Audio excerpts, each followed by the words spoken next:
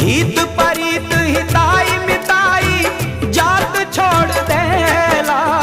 हित परित हिताई मिताई जात छोड़ देला। जब समय होला कमजोर,